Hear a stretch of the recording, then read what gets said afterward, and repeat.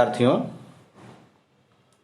आज राष्ट्र कवि मैथिली शरण गुप्त द्वारा रचित साकेत महाकाव्य से अवतरित कैकेयी का अनुताप शीर्षक के अंतर्गत रखी गई कविताओं की व्याख्या के लिए मैं श्री राम आप लोगों के समक्ष प्रस्तुत हूँ।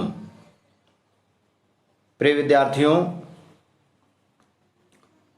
इस प्रकरण की कविता की व्याख्या से पूर्व एक दो बातें बहुत आवश्यक मैं समझ रहा हूँ।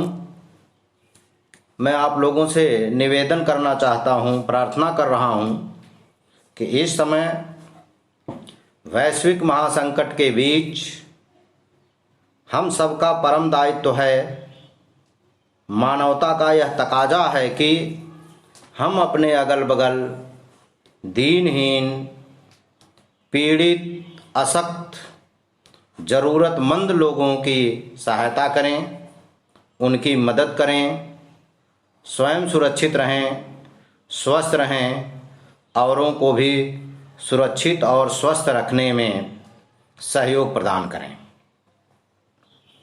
आइए तो हम लोग मैथिली शरण गुप्त के द्वारा रचित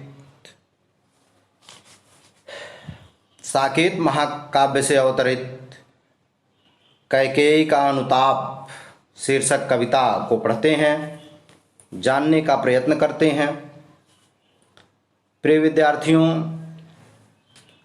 साकेत एक राम काव्य है और राम काव्य की शुरुआत महर्षि वाल्मीकि कृत रामायण से होती है। वाल्मीकि कृत रामायण उपजीव्य काव्य है और इस पर आधारित पता नहीं कितने राम काव्य लिखे गए, कई भाषाओं में लिखे गए, जैसे कि कृत्तिवास रामायण, कंब रामायण।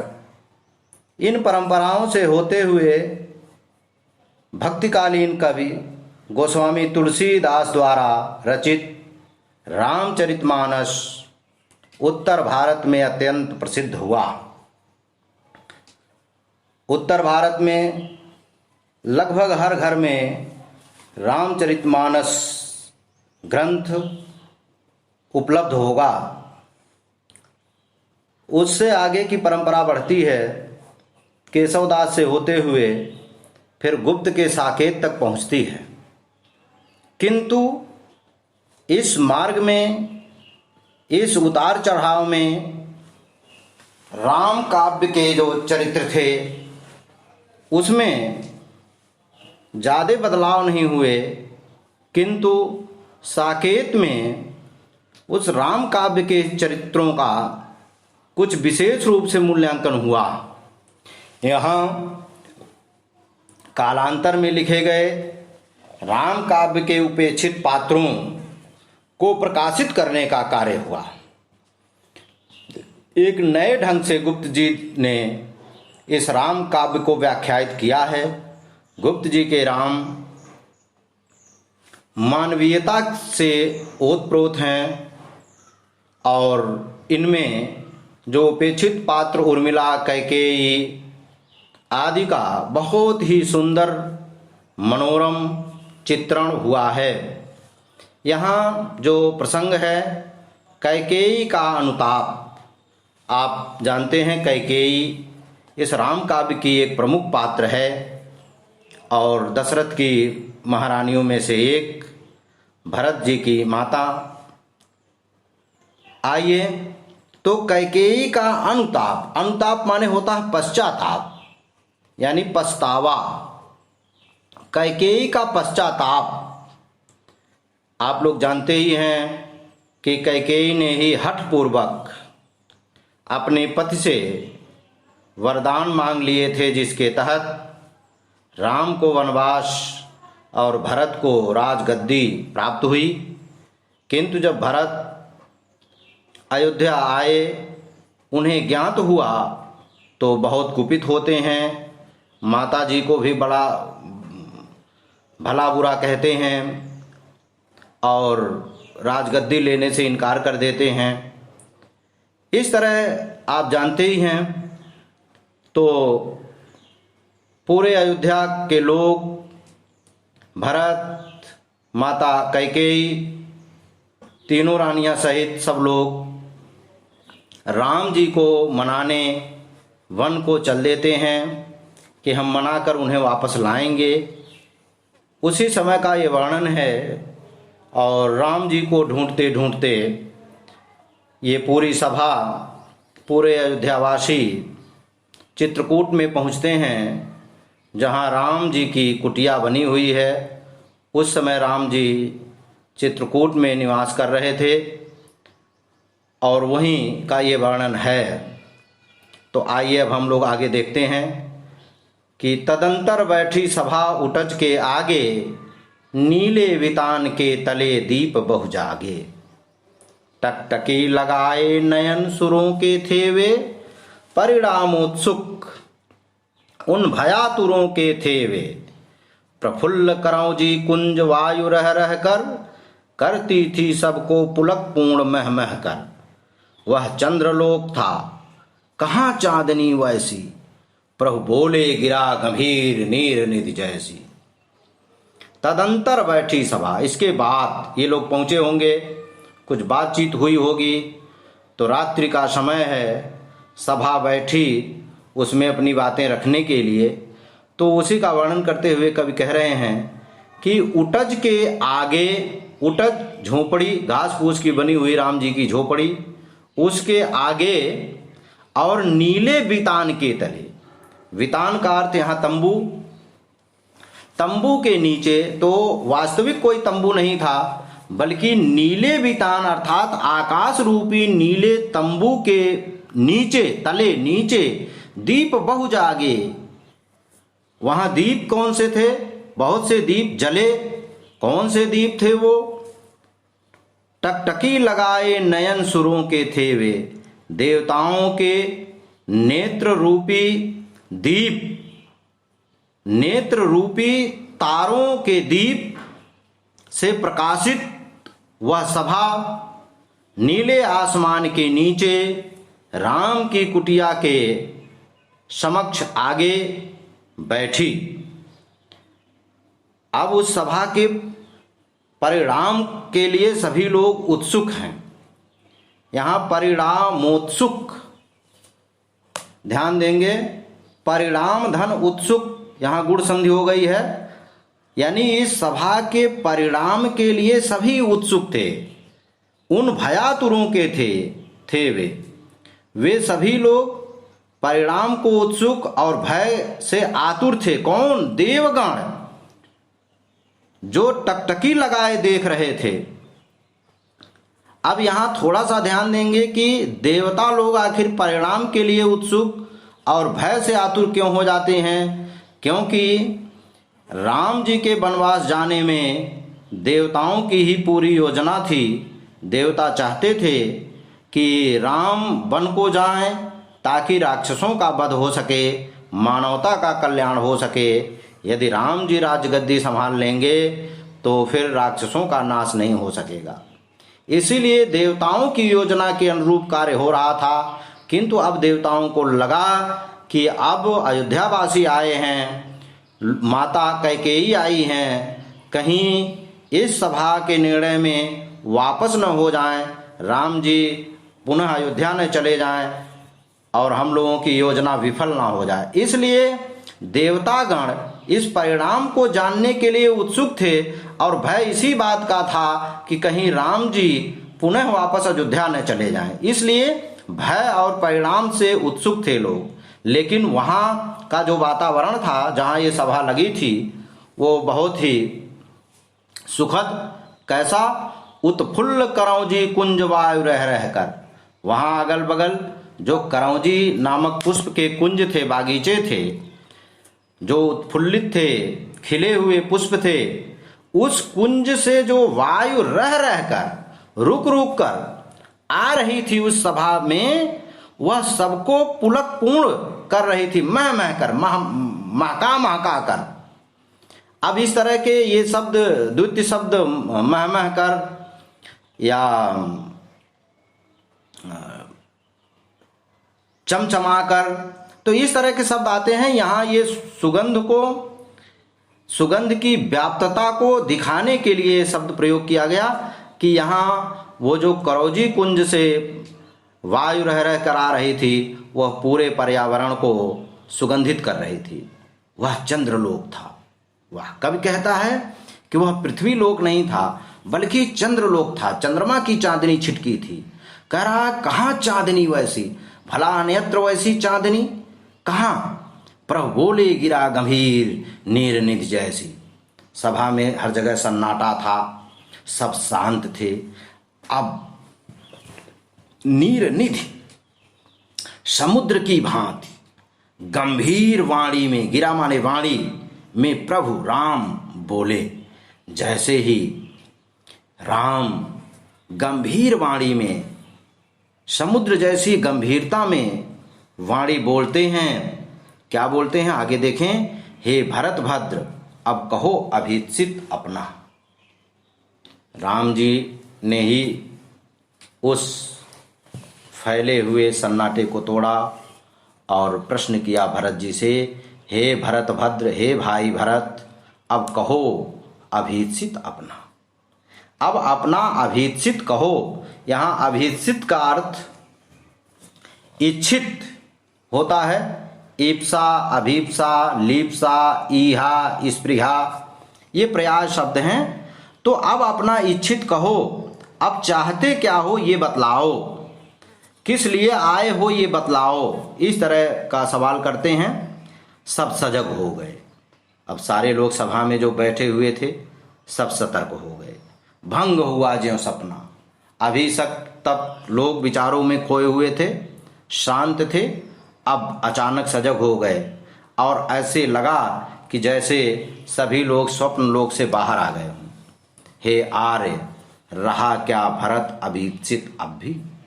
अब भरत व्यंजनापूर्ण शैली में कहते हैं कि हे आर्य, हे श्रेष्ठ, हे भाई, रहा क्या भरत अभीप्सित अब भी। क्या अब भी भरत की कोई इच्छा है। अर्थात वह प्राकांतर से कहना चाह रहे हैं कि अब जब मेरे ही नाते ये सब हुआ, मैं ही उसका निमित्त बना, तो भला मेरी इच्छा क्या हो सकती है। आगे कह रहे हैं मिल गया अकंटक राज उसे जब तब भी। अकंटक, कंटक माने कांटों भरा, अ माने नहीं, यानी निर्बाध निर्विघ्न राज। अब निर्विघ्न राज जब मिल गया तब भी मेरी की कोई इच्छा है।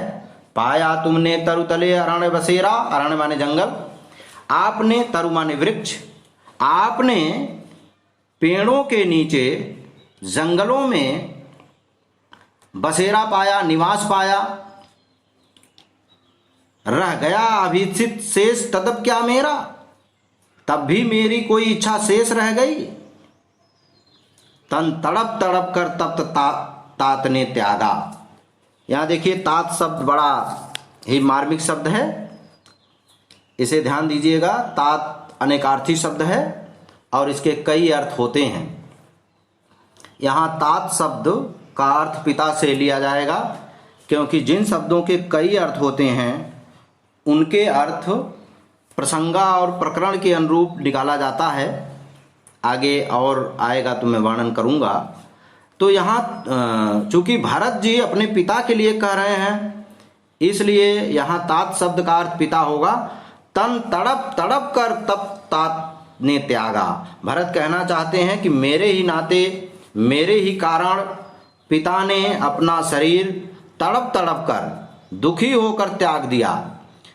क्या रहा अभीप्सित और तदब अभागा।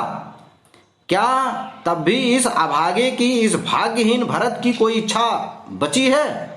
हाँ, दुख व्यक्त कर रहे हैं। हाँ, इसी अयस के हेतु जनन था मेरा।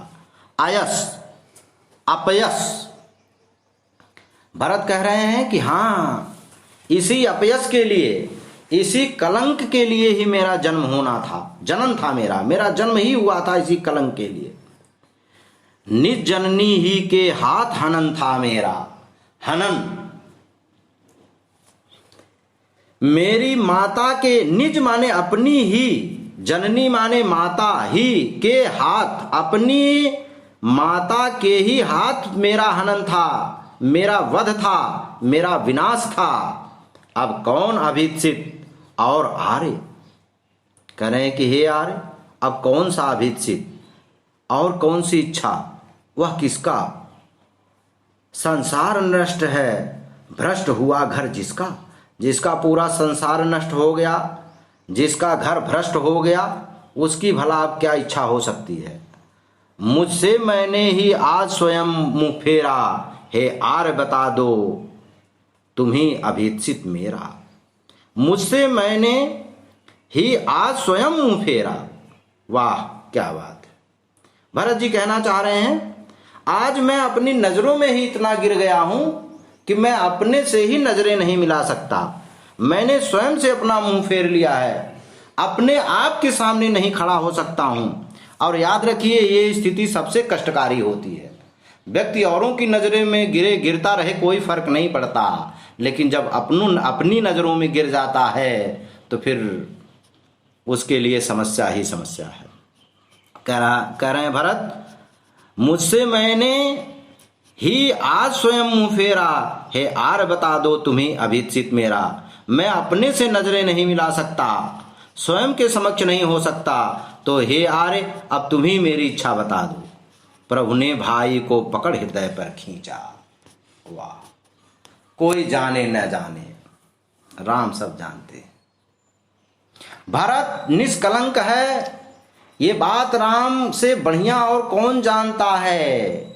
आप गोस्वामी जी द्वारा रचित रामचरितमानस में जाएंगे तो वहां राम जी ने कहा, भरत ही होई न राजमद विधि हरिहर पर पद पाए, कबहू की कांची सी करन क्षीर सिंधु बिन साय।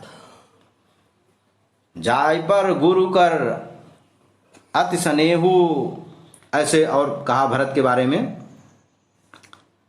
जय पर गुरु कर अति अनुरागा, अनुरागु को कही सकई भरत कर भागु। तो भरत को राम जानते हैं, तो राम ने भाई को पकड़कर हृदय पर खींचा, अपने हृदय पर खींचा अर्थात गले लगा लिया। भरत को खींचकर राम जी ने अपने गले लगा लिया। रोदन चल से स विनोद उन्हें फिर सींचा। रोते हुए अपने आंसुओं के जल से विनोद पूर्वक उन्हें अभिसिंचित किया, मुरझाए हुए भरत को अभिसिंचित किया। उसके आयस की थाह मिलेगी किसको, उसके क्षमा कीजिए आशय, उसके आशय की थाह मिलेगी किसको। यहां थाह देखिए, थाह शब्द पे जरा ध्यान दीजिए। थाह माने माप, नाप, जानकारी, और खासकर गहरी चीजों को नापने के लिए, जानने के लिए इस शब्द का प्रयोग किया जाता है। जैसे आप कहीं गहरे जल में हो तो लोग कहते हैं थाह लगाइए कितना जल है, अनुमान लगाइए। तो यहां राम जी कह रहे हैं कि उसके आशय की, यानी भरत के इच्छाओं की, भरत चाहता क्या है, वास्तव में उसके हृदय में क्या है, उसकी थाह भला किसको मिल सकती है। जनकर जननी ही जान न पाई जिनको, माता ही जिसे पैदा करके नहीं जान पाई, जिस माता ने उसे जन्म दिया जब वो नहीं जान पाई, तो भला भरत जी के हृदय की बातों को और कौन जान सकता है। आइए हम अगले पेज पर चलते हैं और इस क्रम में हम लोग आगे वर्णन करते हैं। यह सच है तो अब लौट चलो तुम घर को, यह सच है तो अब लौट चलो तुम घर को, चौंके सब सुनकर अटल के कई स्वर को। अब कैकेयी बोलती है, कैकेयी बोल पड़ती है, कहती है, हे राम, यदि यह सत्य है कि मैं उसकी माँ उसे जन्म देकर भी नहीं समझ सकी और मेरा पुत्र निष्कलंक है, तो बस अब लौट चलो तुम घर को, अब घर को लौट चलो। सबने रानी की ओर अचानक देखा। अचानक सबने रानी कैकेयी की ओर देखा। अब आप ध्यान दीजिए कि सभा में बहुत सारे लोग बैठे हुए हैं, कैकेयी के बारे में कैसा कैसा भाव लिए बैठे हैं। इतने जन्म जन्मांतर युग बीत गए हैं, अभी भी कैकेयी के बारे में हमारी आपकी जो धारणा है, तो जो भाव लिए लोग बैठे होंगे, ऐसे में कैकेयी जिसने स्वयं राम को वन भेजा हठपूर्वक पति से वरदान प्राप्त करते हुए, उस कैकेयी के मुख से ये शब्द जब निकलते हैं कि हे राम, तो बस अब तुम घर लौट चलो, तो सब लोग चौंके, सब लोग अचानक उसकी ओर देखने लगे। और रानी दिखाई कैसी दे रही थी? वैधव्य तुषारावृता यथा विधुलेखा। वैधव्य, विधवापन की जो स्थिति है उसे वैधव्य कहते हैं। तुषारावृता, तुषार पाला ओश, आवृता माने ढकी हुई। तो एक तो वह वैधव्य से गुजर रही रानी, विधवा रानी।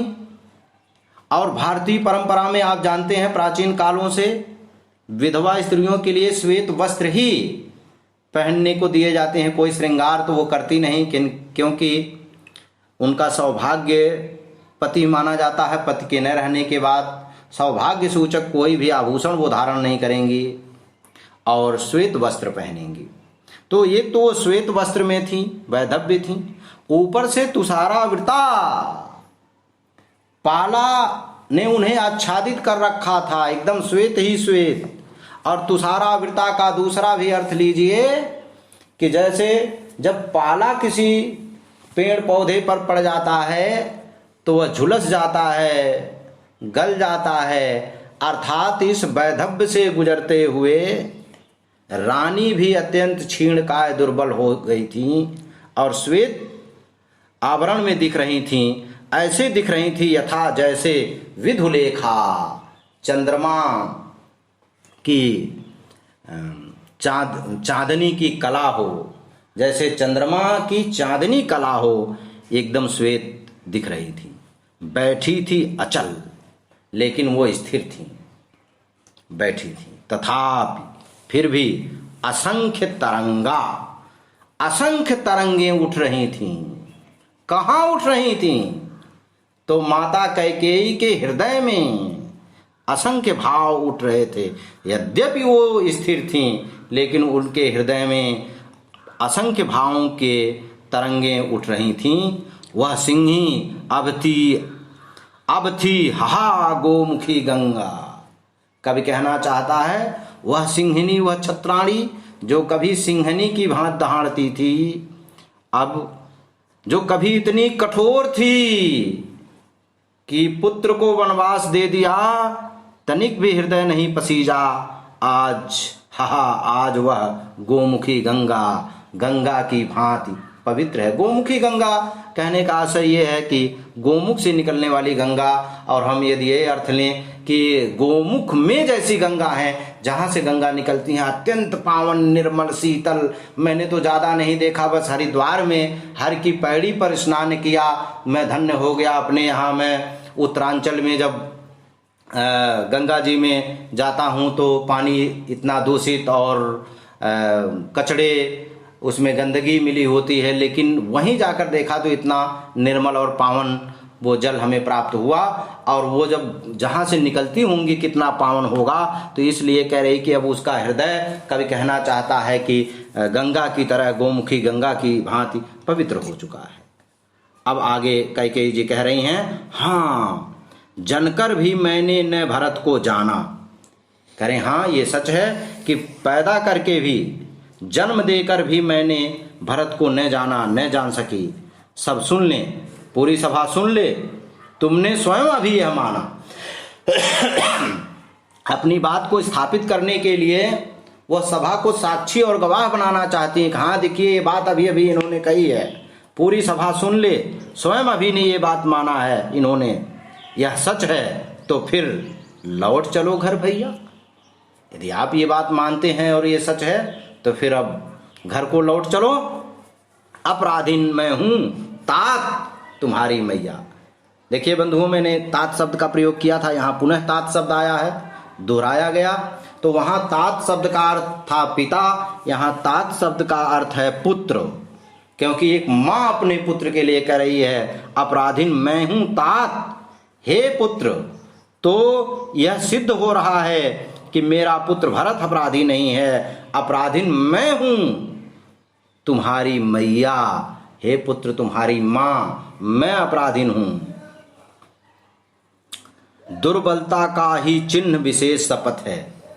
अब आगे जिस शपथ के अंतर्गत ये सारी स्थितियां बनी थीं, उस शपथ को लेकर माता कैकेयी कहती हैं कि दुर्बलता का ही चिन्ह विशेष शपथ है, कि दुर्बलता की निशानी है शपथ। जब कोई दुर्बल व्यक्ति अपनी चीज सिद्ध नहीं कर पाता, तब वह शपथ की शरण में जाता है, शपथ का सहारा लेता है। तो शपथ तो दुर्बलता का ही प्रतीक है। पर लेकिन अबला जन के लिए कौन सा शपथ है? अब यहाँ आप स्त्री विमर्श का भी प्रश्न देख सकते हैं कि आज का कवि बात सिद्ध कर रहा है, रानी कह रही हैं, लेकिन फिर आप ही बताइए, बुद्धिजीवी समाज बताए, शपथ तो निर्बलता और दुर्बलता की निशानी है, लेकिन जो अबला हैं, अबला माने स्त्री, और अबला का शाब्दिक अर्थ लेंगे तो अबला, जिसमें शक्ति ना हो, यानी शक्तिहीन, कमजोर। तो स्त्री को कमजोर भी कहते हैं। तो कह रहे हैं कि अब बताइए अबला जन के लिए कौन सा पथ है? तो ऐसे में बताइए इस अबला जन के लिए कौन सा मार्ग शेष बचा? यदि मैं उकसाई गई भरत से हूं, लेकिन ये बात सच है कि आप ये जाने, यदि मैं भरत के द्वारा उकसाई गई हूं, जैसा कि भरत ने अभी इसके पहले अपने आप को सिद्ध किया कि मेरे नाते सब कुछ हुआ, भरत स्वयं को अपराधी सिद्ध करते हैं, यहाँ माता अपने को अपराधी सिद्ध कर भरत को बचाना चाहती हैं, भरत को निष्कलंक स्थापित करना चाहती हैं। इसलिए यहाँ बलपूर्वक माता कैकेयी कह रही हैं कि यदि मैं उकसाई गई भरत से हूँ, यदि मैं भरत के द्वारा उकसाई गई हूँ, अर्थात यदि भरत के द्वारा मुझ में ये इच्छा भरी गई हो कि मैं राम जी को वनवास भेज दूं और भरत को राजगद्दी दे दूं, तो पति समान ही स्वयं पुत्र को खोऊं। तो जैसे मैंने पति को खो दिया, वैसे ही मैं स्वयं पुत्र को भी खो दूं। एक माँ के लिए इतना बड़ा शपथ लेना, मुझे लगता है उसके लिए बहुत ही कठिन घड़ी, कठिन चुनौती का प्रतीक है। एक माँ, हमारे वहाँ तो कहावत है, लोग कहते हैं कुतहो निक भतरो निक केकर क्रिया खाई, यानी पुत्र भी प्रिय है और पति भी प्रिय है, तो क्रिया हम शपथ किसकी लें? क्योंकि दोनों में से किसी को हो गया तो कुछ हो गया तो कौन जाने। यहाँ तो दोनों पर आन पड़ी, पति को पहले खो चुकी हैं और पुत्र के लिए शपथ कह रही हैं, यदि मैं ये सच हो तो मैं अभी भी अपने पुत्र से भी हाथ धो बैठूं। अब इतने कठिन शपथ को सुनकर पूरी सभा स्तब्ध। ठहरो, किसी ने रोकने का प्रयास किया सभा में से कि मतलब और आगे पता नहीं क्या क्या कह जाएंगी, क्या क्या कर लेंगी। रोकने का प्रयत्न हुआ, ठहरो, मत रोको मुझे, कहूं सो सुन लो। लेकिन रानी रुकती नहीं, कहती है नहीं, मत रोको मुझे रोकिए नहीं, आज मैं जो कहना चाहती हूं उसे सुन लें, कहूं सो सुन लो, मैं जो कहती हूं उसे सुन लो। पाओ यदि उसमें सार, उसे सब चुन लो। यदि मेरी इन बातों में कुछ भी सार्थक हो, कुछ भी अच्छा हो, तो उसे आप रख लें, बाकी निरर्थक समझ के भूल जाएं, लेकिन इस समय मेरी मन की वेदना को आप सुन लें। करके पहाड़ सा पाप मौन रह जाऊं। रानी कह रही हैं कि पहाड़ सा इतना भयंकर पाप करके मैं चुप रह जाऊं। राई भर भी, राई सरसों को कहते हैं। राई ते पर्वत करें, पर्वत राई माए, साहब से सब होत है, बंदे ते कछुनाए, राई ते पर्वत करे, पर्वत राई माए। तो राई भर भी अनुताप न करने पाऊं। अनुताप का अर्थ मैंने पहले ही बताया, पश्चाताप। अब यहाँ रानी कह रही नहीं, मैं चुप नहीं रहूंगी, आज बोलने दो मुझे, मैं पहाड़ सा पाप करके चुप रह जाऊं, रत्ती भर भी। सरसों भर भी पश्चाताप न करने पाऊं, मुझे पश्चाताप करना है, करने दीजिए। थी स नक्षत्र। अब सनक्षत्र न पढ़ दीजिएगा, नहीं तो अर्थ गड़बड़ा जाएगा। ये नक्षत्र शब्द है, मूल शब्द, स उपसर्ग है। तो थी स नक्षत्र शशि निशा, नक्षत्र माने तारों युक्त, शशि निशा चंद्रमा की रात। ध्यान दें, चंद्रमा की रात कौन है? आप जानते हैं दो पक्ष होते हैं, शुक्ल पक्ष और कृष्ण पक्ष। तो कृष्ण पक्ष में चंद्रमा का अस्तित्व न के बराबर होता है, शुक्ल पक्ष में उसका बोलबाला होता है। लेकिन जो शशि निशा है वो पूर्णिमा के लिए कहा गया, क्योंकि पूर्णिमा के दिन चंद्रमा अपने पूरे स्वभाव पर रहता है। तो पूर्णिमा की रात थी, आकाश में नक्षत्र विद्यमान थे, तारे थे जो ओस टपकाती सबसे ओस टपक रहे थे। यानी कहने का भाव ये हुआ कि आसमान से ये देवता रूपी नक्षत्र और शशि तारे ये सब आंसू टपका रहे थे कैकेयी के स्वर पर। रोती थी नीरव सभा, नीरव निधन रव, रव माने होता आवाज, नीरव और निर यानी जहां तनिक भी आवाज न हो,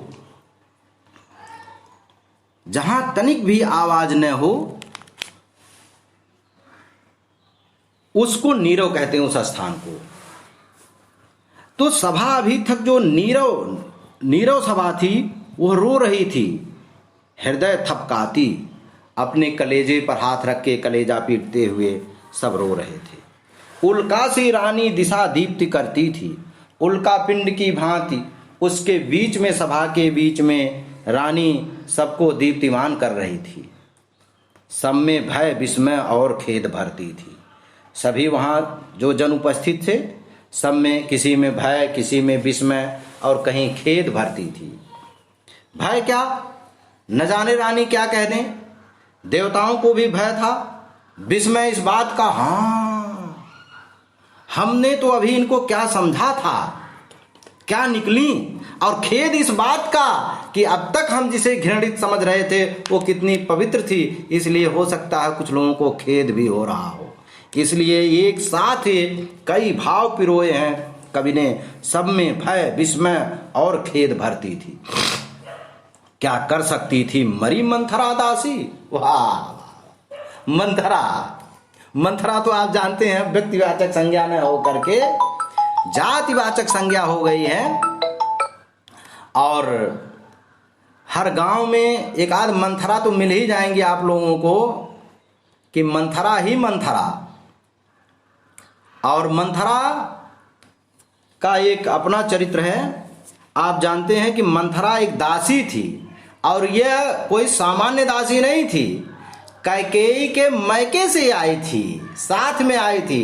प्राचीन काल में राजाओं के एक तो कई शादी विवाह होते थे, शादी विवाह में उन्हें दहेज रूप में या यूं कहें गिफ्ट, या उसे हम क्या कह सकते हैं, इस तरह से उन्हें हाथी घोड़े दास दासियां हीरे जवाहरात सब मिलते थे उपहार स्वरूप। मैंने गिफ्ट शब्द का प्रयोग किया, उपहार शब्द दिमाग में आ नहीं रहा था। तो आइए, उपहार में ये मिली थी मंथरा, तो कैकेयी के साथ आई थी। अब मंथरा के द्वारा ही कैकेयी को उत्प्रेरित किया गया था। तो यहां अब कैकेयी कह रही हैं कि आखिर मंथरा हमसे कह रही थी तो वो कर क्या सकती थी, यदि मैं न की होती। तो यहां अब वो मंथरा को भी निर्दोषित कर रही हैं कि वो उसका भी दोष नहीं था, दोष तो मेरा था, मैं उसकी बातों में न आती तो वो मरी मंथरा क्या कर सकती थी। अब मंथरा के बारे में आप जानते हैं, मंथरा का भी क्या दोष था। देवताओं के द्वारा मंथरा के मत को तो डाइवर्ट किया गया था, फेरा गया था। जब देवताओं ने राम को वन जाने के लिए अपनी योजना बनाई तो राम तो वन को जाने को नहीं थे, उन्हें तो राजगद्दी प्राप्त हो रही थी। तो अब इसमें व्यवधान डालने के लिए देवताओं ने माता सरस्वती जी का साथ लिया था और उनसे निवेदन किया था कि आप ही कुछ करें। माता सरस्वती भरत जी के दिमाग को घुमाने के लिए आई, लेकिन संभव न हो सका। भरत जैसे प्रखर, बुद्धिशील, क्षमाशील, दृढ़ प्रतिज्ञ व्यक्ति के दिमाग को फेरना माता सरस्वती के बस में नहीं था।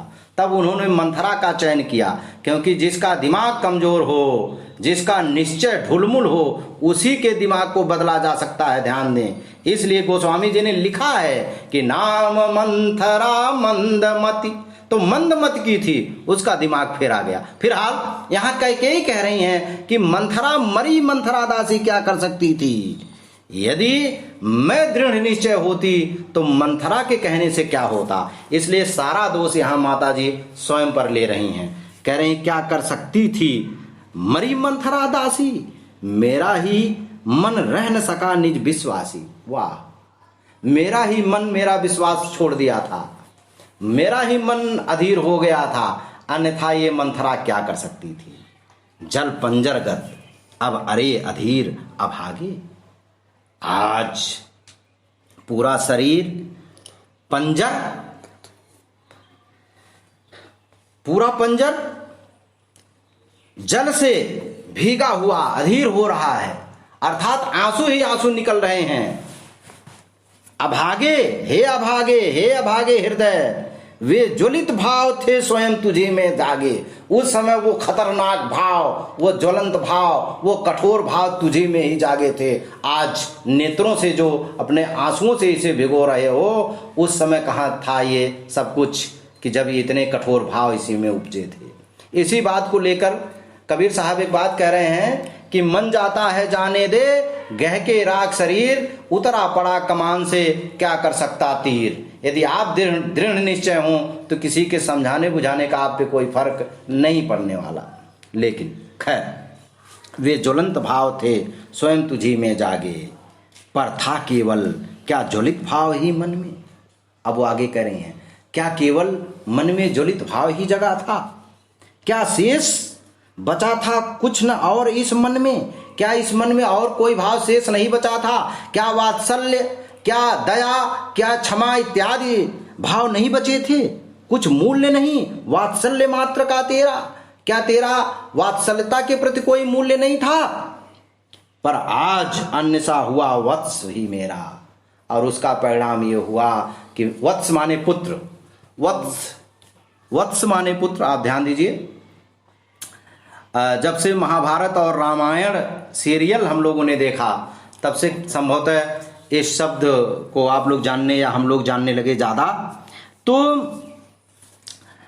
पर आज अन्य सा हुआ वत्स भी मेरा, लेकिन यहां माता जी कह रही हैं आज औरों सा मेरा पुत्र हो गया है, वो अब अपना सा नहीं लगता, वो अब अपनों से दूर हो गया। थूके मुझ पर त्रैलोक के भले ही थूके, थूके मेरी बदनामी करे, मेरी निंदा करे। थूकना का मतलब वास्तव नहीं जा जाके उस पर थूक आवे। थूकने का गांव में तो आप जानते हैं कहावत है, थू थू हो रही है, माने जगह जगह निंदा हो रही है, बुराई हो रही है। तो यहां माता जी कह रही हैं भले पूरा त्रैलोक, त्रैलोक के तीनों लोक मेरी निंदा करे, मुझ पे थूके, जो कोई जो कह सके कहे क्यों चूके। जो कोई मेरे बारे में जो कुछ कहना चाहता है वो कहे, भला चूके क्यों, भला चुप क्यों रहे, कहे। मैं सब स्वीकार करती हूँ, मैं सब सहने के लिए तैयार हूँ, छीने न। लेकिन ये सब करे, सब मुझे मंजूर है, लेकिन क्या मंजूर नहीं है? करें छीने न मातृपद किंतु भरत सा मुझसे, भरत का मुझसे, लेकिन भरत की मैं मां हूं, ये मातृत्व पद मेरा कोई न छीने, ये मुझसे अलग मत करो। बाकी मेरी जितनी भी निंदा, मेरी जितनी भी बुराई, मेरी जितनी भी आलोचना चाहो करो, पूरा तीनों त्रिलोक करे। रे राम दुहाई करूं और क्या तुझसे, हे राम मैं तुझसे और कौन सी दुहाई दूं। कहते आते थे यही अभी नरदेही, अभी नरदेही यानी सभी मानव ये कहते आते थे कि माता न कुमाता, माता न कुमाता, कि माता कुमाता नहीं हो सकती। कुमाता बुरी माता, बुरे आचरण वाली माता, कह रहे माता न कुमाता, माता कभी कुमाता नहीं हो सकती। पुत्र कुपुत्र भले ही, पुत्र भले नालायक हो जाए, कुपुत्र हो जाए, लेकिन माता कभी कुमाता नहीं होती। ऐसा अभी तक लोग कहते रहे। अब कहें सभी यह हाय, लेकिन कह रहे हाय अब सभी ये कहें विरुद्ध विधाता। अब विधाता का नियम ही विरुद्ध हो गया, क्योंकि विधाता के नियम में माता का कुमाता नहीं होना था, लेकिन अब विधाता विरुद्ध ये बात सभी लोग कहें। क्या कहें? है पुत्र पुत्र ही रहे कुमाता माता, कि पुत्र पुत्र ही है, माता कुमाता हो गई। अब उल्टी बात दुनिया कहे मुझे स्वीकार है, बस मैंने इसका बाह्य मात्र ही देखा। वाह, आंखों में रहा दिल में उतर कर नहीं देखा, कश्ती के मुसाफिर ने समंदर नहीं देखा। पत्थर वो कहता है मुझे चाहने वाला, मैं मोम हूं उसने मुझे छू कर नहीं देखा। तो अंदर हृदय को नहीं देखा। यहां माता कह रही हैं बस मैंने इसका बाह्य मात्र ही देखा, मैंने तो इसका बाह्य रूप ही देखा, अपने पुत्र का बाह्य स्वरूप ही देखा, दृढ़ हृदय न देखा, मृदुल गात्र ही देखा, इसका कोमल शरीर ही देखा, इसका तो दृढ़ हृदय नहीं देखा, इसके हृदय की पवित्रता नहीं देखी, परमार्थ ने देखा, स्वार्थ पूर्ण स्वार्थ ही साधा। मैंने परमार्थ नहीं देखा, मैंने कल्याणार्थ नहीं देखा, मैंने लोकार्थ नहीं देखा, मैंने अपने स्वार्थ की ही सिद्धि की है, अपने स्वार्थ की ही साधना की है। इस कारण ही तो आज यह बाधा, आज तो ये जो व्यवधान है, जो बाधा है, वो इसी कारण तो है कि एक माता और पुत्र के बीच में जो दीवार खड़ी है नफरत की इतनी बड़ी, यह बाधा आज इसी कारण तो है। युग युग तक चलती रहे कठोर कहानी, माता कहना चाहती है कि युग युगंत तक ये कठोर कहानी चलती रहे, मेरी निंदा होती रहे। क्या कि रघुकुल में भी थी एक अभागिन रानी, अभागिन भाग्यहीन। रघुवंश में महान प्रतापी रघुकुल में भी एक अभागिन रानी थी, एक भाग्यहीन रानी थी। निज जन्म जन्म में सुने जीव यह मेरा, धिक्कार उसे था महास्वार्थ ने घेरा। जन्म जन्म तक दुनिया जीव जंतु मेरी ये कथा सुने, मुझे धिक्कारें और ये कहें कि उसे धिक्कार है जिसे महास्वार्थ ने, घोर स्वार्थ ने घेर लिया था, ऐसा मुझे कहें। 100 बार धन्य वह एक लाल की माई, जिस जननी ने है जना भरत सा भाई। अब ये जब माता कैकेयी कहती हैं तो पगली सी प्रभु के साथ सभा चिल्लाई। हा, पागल होकर राम जी के साथ पूरी सभा चिल्लाई। क्या चिल्लाई? 100 बार धन्य वह एक लाल की माई, जिस जननी है ने है जना भरत सा भाई। 100 बार धन्य है वो एक माँ की एक लाल की माई, एक पुत्र की माँ होने के नाते वो सैकड़ों बार धन्य है जिसने भरत जैसे पुत्र को जन्म दिया है, जिसने भरत जैसा पुत्र को जन्म दिया है। वह माँ तो करोड़ों बार धन्य है। 100 बार तो राम जी के इन शब्दों के साथ पूरी सभा चिल्ला उठती है। हाँ, 100 बार धन्य वह एक लाल की माई, 100 बार धन्य वह एक लाल। पूरी सभा ये बात स्वीकार करती। हाँ लाल, अब माता कहती हाँ लाल पुत्र, पुत्र को लाल भी कहते हैं क्योंकि बहुत कीमती होता है। तो हाँ लाल, उसे भी आज गंवाया मैंने, उसे भी आज मैंने गंवा दिया। जो बहुत कीमती होना चाहिए था, कीमती होता है, उसे भी मैंने तो गंवा दिया। विकराल कुयस ही यहाँ कमाया मैंने। कुयस अपयस, सुयस अपयस, तो कह रहे हैं हाँ मैंने तो यहाँ कमाया क्या, यहाँ प्राप्त क्या किया। कुयस विकराल घोर अपयस ही यहाँ मैंने प्राप्त किया, अपयस का ही काम किया। निज स्वर्ग उसी पर वार दिया था मैंने, हर तुम तक से अधिकार लिया था मैंने। करें मैंने अपना स्वर्ग, अपनी सुख सुविधा, अपनी सब कुछ उस पर ही न्यौछावर दिया था, न्यौछावर कर दिया था, उसी पर उड़ेल दिया था। इतना क्या, हर तुम तक से, हर सभी से, यहां तक कि तुमसे भी मैंने अपना अधिकार छीन लिया था, अधिकार ले लिया था मैंने पर वही आज यह दीन हुआ रोता है। लेकिन वही पुत्र आज मेरा दीनहीन होकर के रो रहा है। कितना दीन हो गया है। संकित सबसे तृण हरिण तुल्य होता है। आज वही मेरा पुत्र जितना निष्कलंक निष्पाप दृढ़ निश्चयी पुत्र है, वह आज मेरे कारण इतना सशंकित है जैसे धृत धातु से धारण करना, हरित तुल्य हरिण तुल्य होता है। हरिण हिरण तुल्य समान, जैसे पकड़े हुए बांधे हुए हिरण के समान ये सशंकित हो रहा है हमारा पुत्र। श्रीखंड आज अंगार चंड है मेरा, तो इससे बढ़कर कौन दंड है मेरा। श्रीखंड चंदन आज अंगार चंड है मेरा।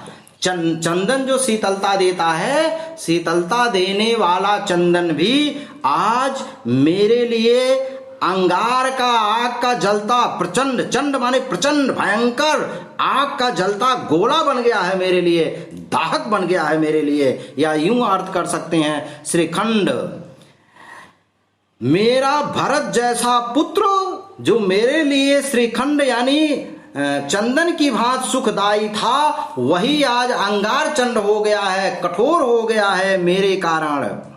तो इससे बढ़कर कौन दंड है मेरा। तो हे सभा, हे राम, इससे बढ़कर मेरे लिए और कौन सा दंड हो सकता है।